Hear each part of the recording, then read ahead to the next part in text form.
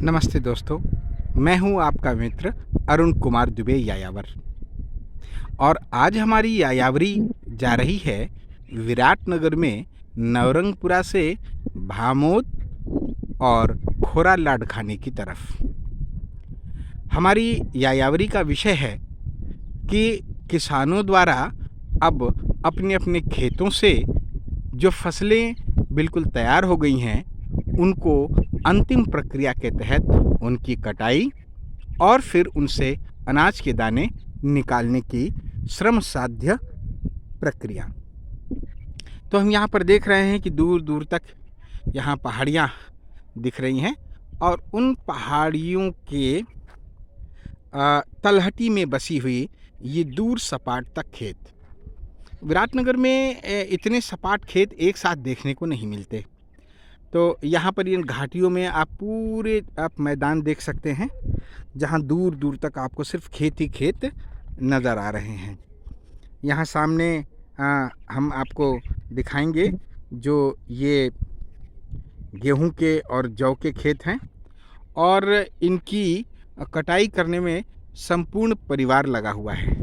इस समय शाम के लगभग 4:30 बजने को आ रहे हैं और धूप जो सूर्य देवता हैं वो बिल्कुल सीधे आसमान पर हैं और ये धूप आप 10 से 15 मिनट तक बर्दाश्त नहीं कर सकते। और इसमें इनका पूरा परिवार जिसमें छोटे बच्चे भी हैं, औरतें भी हैं, बालिकाएं भी हैं, बूढ़े और बुज़ुर्ग भी हैं, वो यहाँ कटाई में लगे हुए हैं।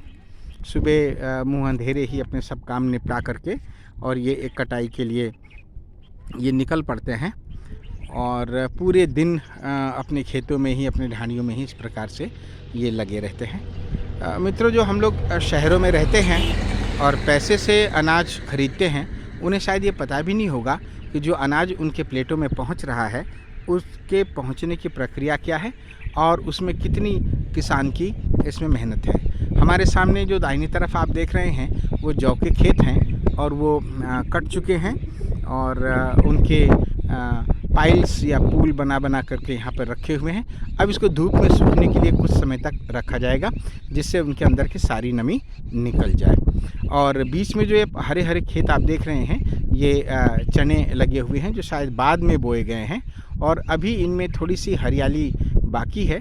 तो जो चने सूख गए हैं उन चनों को काट करके यहाँ किनारे रख लिया जा रहा है और जो चने अभी हरे हैं उन चनों को अभी छोड़ा जा रहा है। दाहिनी तरफ आप जब देख रहे हैं तो पहाड़ों की ठीक तलहटी में पीछे की तरफ वहाँ पर गेहूं के खेत हैं जो लगभग हरे और पीले होने के कगार पर हैं। यानी लगभग 15 से 20 दिन का समय और है इनके सूखने में और इनकी कटाई होने में।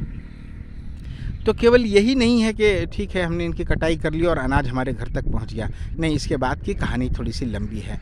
ये सूखने के लिए यहाँ पर रखे जाएंगे और सूखने के लिए रखे जाने के बाद में फिर इनकी थ्रेशर से इनकी थ्रेशिंग होती है और उस वक़्त प्रायः ये कार्य रात के समय में होता है या ऐसे समय में होता है जब हवा अच्छी चल रही हो, क्योंकि जो भूसा होता है वो उसको हवा दूर लेकर चले जाए और अनाज के दाने भारी होने के कारण वो वहाँ पर नीचे गिर जाएं।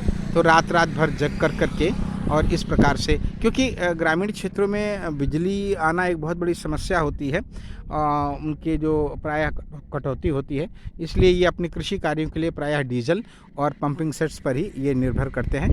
तो थ्रेशिंग होने के बाद फिर ये जो अनाज के पाइल्स बनते हैं, ढेर बनते हैं, इनको बोरियों में पैक करना और बोरियों में पैक करने के बाद और फिर इनको उचित भंडार घर में जगह पर रखना और फिर इनको बाज़ार में लेकर के जाना। देखिए, हम ये सोचते हैं कि किसानों के पास इतने लंबे चौड़े खेत हैं, इनकी तो बहुत उपज होती होगी, इनकी तो बहुत कमाई होती होगी, लेकिन मित्रों आपको जानकर आश्चर्य होगा कि वास्तव में जो गेहूँ हमारे पास 30 रुपये, 35 रुपये, 40 रुपये में हमारे पास से पहुँच रहा है, या जो आटा हम 5-5 किलो के पैक में इतने महंगे 200-200, 250 रुपये के खरीद रहे हैं, किसानों के पास से वो जो है वो मात्र 20 या 25 रुपये में ही वो यहाँ से निकल करके जाता है, जब तक सरकार उसका समर्थन मूल्य जारी नहीं करे। क्योंकि यहाँ से किसान के पास कुछ मजबूरियाँ हैं, उसके पास भंडार गृह नहीं है, वो इन चीज़ों को ज़्यादा देर तक अपने पास में नहीं रख सकता और इसका ही फ़ायदा संभवतः बीज का बाजार तंत्र उठाता है, जो उसे ले जा कर के और फिर उसको मार्केट में स्टोर करता है। और जब क्रूर अर्थव्यवस्था के तहत बाजार जब ऊपर नीचे होता है तो उनका विक्रय करता है। ये कार्य किसान नहीं कर सकता, क्योंकि एक तो उसके पास समय नहीं होता, दूसरी उसके पास बहुत सारी देनदारियाँ होती हैं जो फसल पक जाने के बाद ही उसको करनी होती है, तो फसल बेचना उसकी मजबूरी होती है, सिवाय उस छोटी सी मात्रा के जो वो अपने ही घर में खाने पीने के लिए वो रख सकता है। तो हार्वेस्टिंग करने के बाद यानी फसल की कटाई करने के बाद भी काफ़ी सारा नुकसान होता है, जिसे हम एग्रीकल्चर की भाषा में पोस्ट हार्वेस्टिंग लॉस कहते हैं। काटने के दौरान बहुत सारे बीज बिखर जाते हैं, थ्रेशिंग के दौरान बहुत सारे बीज बिखर जाते हैं, खेतों में ही गिर जाते हैं। फिर जब किसान अपने घर में जैसी ऊंची नीची जगह है उनके पास है भंडारण के लिए वहाँ रखता है, तो बहुत सारे पेस्ट्स हैं, चूहे हैं और जो इस तरह के जीव हैं वो भी उसका नुकसान करते हैं। यानी पोस्ट हार्वेस्टिंग जो लॉस होता है वो काफ़ी कुछ होता है। और उसके बाद अगर मौसम की कृपा रही, इंद्रदेव की कृपा रही, सब कुछ ठीक ठाक रहा, तो बाज़ार में जो अनाज हमारे पास में बिकने के लिए हमारे पास में जो जा रहा है वो एक मान के लीजिए कि अगर 1000 दाने हमारे खेत में बनते हैं तो बाज़ार में विक्रय के दौरान भी उसमें लॉसेस होते हैं, घर में लाना है पिसाना उसके दौरान भी लॉस होते हैं। हमारी टेबल तक केवल उसमें 736 दाने ही पहुंच पाते हैं और बीच के जो सारे दाने हैं वो इस प्रकार से हमारे ऐसे कंडीशंस के जो बियॉन्ड आवर कंट्रोल हैं वो उसमें से लॉस हो जाते हैं। तो अगली बार जब आपकी टेबल में कोई भी भोजन के अवयव पहुँचे, चाहे वो रोटी हो, चाहे वो खीर हो या ऐसी कोई चीज़ हो, तो आप कृपा करके किसान की उस मेहनत का स्मरण करें और उस भोजन के प्रत्येक कण को पर्याप्त आदर दें और स्वयं खाएं। यदि आप नहीं खा सकते हैं तो किसी भूखे को आप खिला दें और अन्न का अपमान नहीं करें। भविष्य पुराण में ऐसा लिखा गया है कि जब ये कलयुग अपनी समाप्ति की ओर होगा तो धरती पर से शाक और अन्न समाप्त हो जाएंगे और लोग खाने के लिए एक दूसरे से संघर्ष करेंगे।